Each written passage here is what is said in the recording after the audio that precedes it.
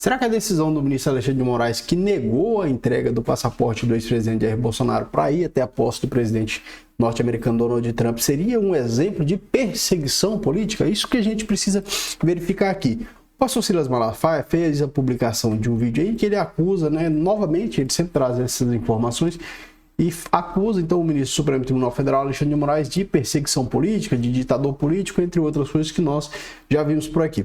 O que acontece? Bom, em se tratando de processo, e aí se tratando de processo penal especificamente, você tem o Ministério Público como titular da ação penal pública. Então, de uma forma muito tranquila, a gente compreende o seguinte, ora, para que uma pessoa seja prejudicada por uma ação judicial, é preciso que o Ministério, uma ação judicial penal, é preciso que o Ministério Público tenha interesse em ver aquela pessoa processada, condenada. Ora, o Poder Judiciário ele está mais numa conotação de proteção, é mais um órgão para proteger o indivíduo. Então, o ex-presidente Jair Bolsonaro é um indivíduo titular de proteção jurídica aqui. O que seria mais estranho, que evidenciaria um tipo de perseguição? Se a Procuradoria-Geral da República tivesse se manifestado favoravelmente à devolução do passaporte do ex-presidente Jair Bolsonaro e o Poder Judiciário, então, através do ministro Alexandre de Moraes, que é o relator desse processo, tivesse negado. Aí seria, evidentemente, uma questão a ser considerada uma perseguição judicial.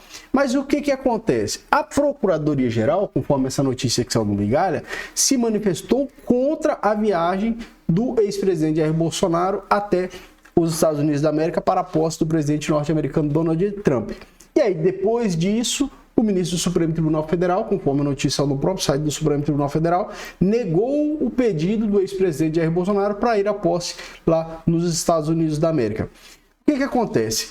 Quando você tem uma situação em que a Procuradoria, aliás, o Poder Judiciário contraria a manifestação do Ministério Público numa ação que, em tese, é de interesse público. Nesse caso, eu digo numa suposta ação, por quê? Porque ainda não houve o oferecimento da denúncia pela Procuradoria-Geral da República. Então, o ex-presidente está aguardando o oferecimento da denúncia no caso do golpe.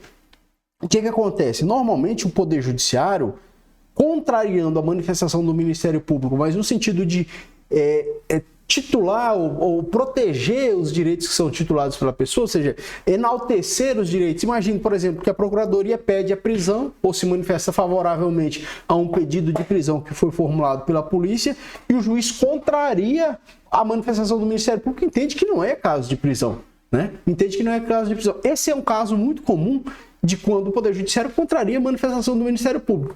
Nesse caso do ex-presidente Jair Bolsonaro, muito tranquilamente o ministro do Supremo Tribunal Federal poderia ter autorizado, sim. Então poderia ter contrariado a manifestação do Ministério Público, que disse que não era caso de devolução, e ter autorizado a viagem, devolvido ali, ainda que fosse por um tempo estipulado, por um tempo limitado. Não teria problema nenhum. Agora seria, de fato, uma evidência de perseguição política se o Ministério Público, que é o titular da ação penal pública, nos termos do artigo 129 da Constituição, tivesse falado, não, é caso de devolução. STF, devolva, porque há um interesse ali que ultrapassa a esfera de interesse privado do ex-presidente e ele pode sim ir até os Estados Unidos para participar desse evento. E aí o Poder Judiciário tivesse negado.